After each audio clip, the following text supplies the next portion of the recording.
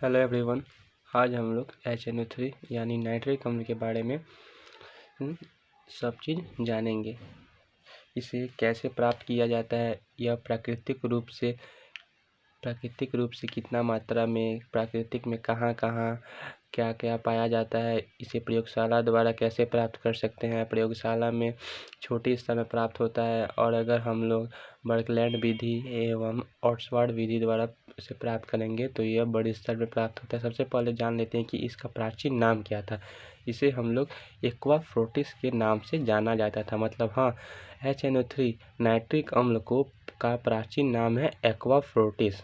इसका उपलब्धि यानी यह प्राकृतिक में कहाँ पाया जाता है। यह वर्षा के जल, भारतीय सोडा यानी KNO3, चिली सोडा मतलब NaNO3 एवं Norway soda CaNa3 whole twice में संयुक्त अवस्था में पाया जाता है। मतलब यह भारतीय soda, Chile soda, Norway soda के अंदर में थोड़ी थोड़ी मात्रा में यह HNO3 पाया जाता है।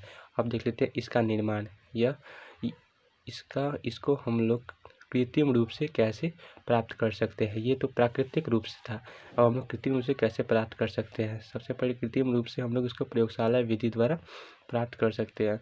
देखिए, छोटे स्तर में निर्माण करने के लिए हम लोग मतलब अगर प्रयोगशाला में इसका निर्माण करेंगे तो यह हम लोग को बहुत कम मात्रा में प्राप्त होगी। सबसे पहले कांच के रिकाट में चिली सोडा मतलब कांच का एक सुराही की तरह होगा। इसका मैं डायग्राम आपको दिखाता हूँ, पहले ये समझ लीजिए। कांच के रिकाट में चिली सोडा मतलब अर्थात यहाँ पे चिली सोडा जो हम लोग प्राकृतिक रूप से मिलता है, ये जो चिली सोडा अर्थात सोडियम नाइट्रेट NaNO3 की क्रिया H2SO4 एक एसिड है। ओके, तो इसके साथ कराया जाए तो सोडियम बाईसल्फेट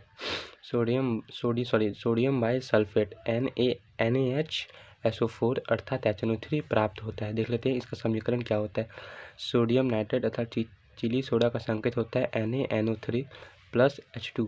इसका हम लोग क्रिया कराएंगे तो NaHSO4 plus HNO3 sodium bicarbonate प्राप्त होगा। ये हो गया क्रिया नंबर 1। अब देख लेते हैं दूसरा, भारतीय सोडा। यहाँ पे हम लोग का 2 सोडे थे, एक था भारतीय सोडा, एक चिली सोडा और एक नार्वे सोडा।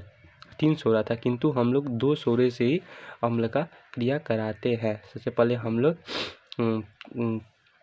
पहले चिली सोडा से हम लोग क्रिया करा लिए। अब हम लोग कराते हैं भारतीय सोडा से। भारतीय सोडा अर्थात पोटासियम नाइट्रेट KNO3 को अगर हम लोग H2SO4 फिर हम लोग इसको H2SO4 से क्रिया कराएंगे, मतलब सल्फ्यूरिक अम्ल से अभिक्रिया कराने पर पोटासियम बाइसल्फेट, यहाँ पे हम लोग को मिला था सोडियम बाइसल्फेट, यहाँ हम लोग को मिलेगा पोटासियम बाइसल्फेट और HNO3 प्राप्त होगा। ये इसका समीकरण है KNO3 प्लस H2SO4।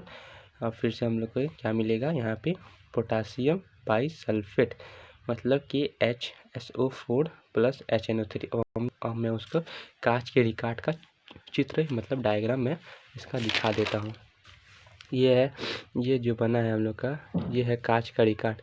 कांच के रिकाट में NaNO3 मतलब सोडियम नाइट्रेट मतलब ये जो हम लोग अभिक्रिया कर रहे हैं चिली सोडा मतलब सोडियम नाइट्रेट और H2SO4। पहला क्रिया को हम लोग कांच के रिकाट में करके देख लेते हैं। ये देखिए, ये है कांच के रिकाट में H2SO4 और सोडियम नाइट्रेट को क्रिया कराते हैं और क्रिया का हल्का सा हीट देते हैं तो हम लोग को यहाँ से जाकर यहाँ पे हम लोग को एक सोडियम बाइसल्फेट और HNO3 प्राप्त होता है। ये है कांच का रिकाट। ओके, अब देखिए, वो तो हम लोग का छोटे मतलब बहुत ही कम मात्रा में प्राप्त होना, पहले बता दी कि छोटे स्तर में प्राप्त करने के लिए। ओके, अब हम लोग देखते हैं बड़े मात्रा में प्राप्त करने के लिए अगर औद्योगिक विधि द्वारा तो औद्योगिक विधि 2 प्रकार के होते हैं। एक होता है ऑक्सफोर्ड विधि, एक होता है बर्कलैंड या एंड विधि। तो ठीक है, हम लोग अधिकतर मतलब यही हम लोग का ज़्यादा इम्पोर्टेंट है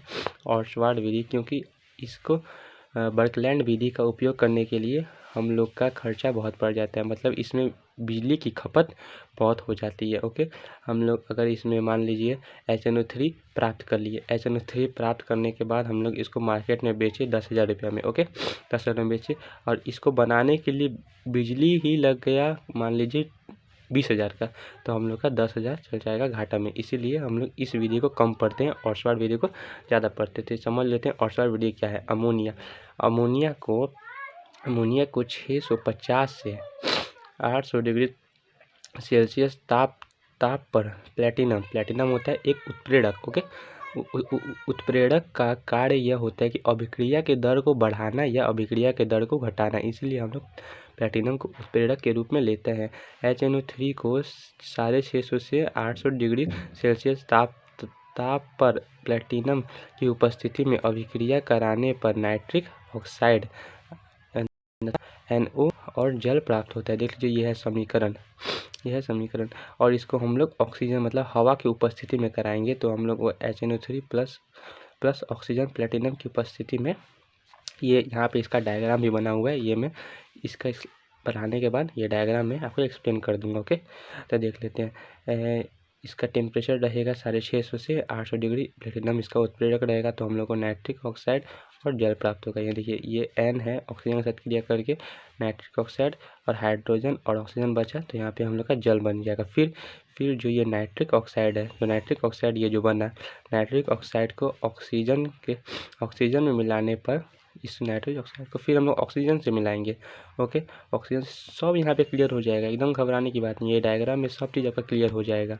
नाइट्रिक ऑक्साइड NO को ऑक्सीजन से मिलाने पर नाइट्रोजन डाइऑक्साइड तथा NO2 प्राप्त होता है। ये है समीकरण 2 में, ये है समीकरण NO + 2O, तो बनेगा हम लोग का NO2। ये है बैलेंस बराबर करने के लिए यहाँ पे हम लोग 2 लगा लिए हैं। ओके, अब देखिए यहाँ पे फिर नाइट्रोजन डाइऑक्साइड को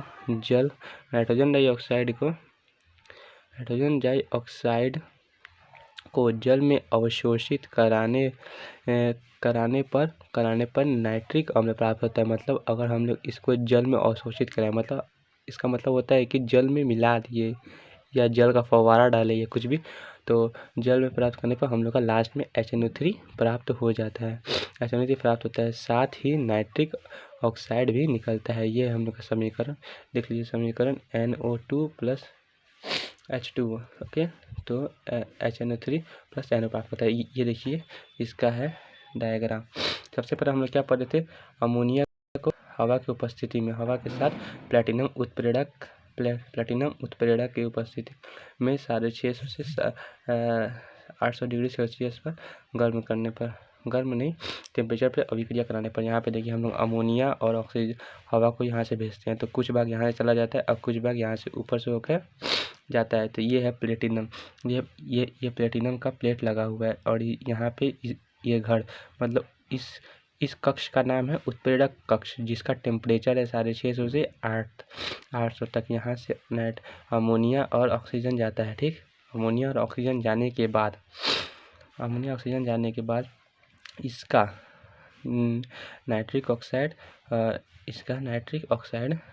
में देखिए अमोनिया और ऑक्सीजन का बनाए, तो हम लोग को नाइट्रिक ऑक्साइड मिला। ओके, नाइट्रिक ऑक्साइड मिला, तो फिर से हम लोग यहाँ पे ऑक्सीकरण कक्ष में नाइट्रिक ऑक्साइड को ला देते हैं और ऑक्सीकरण कक्ष में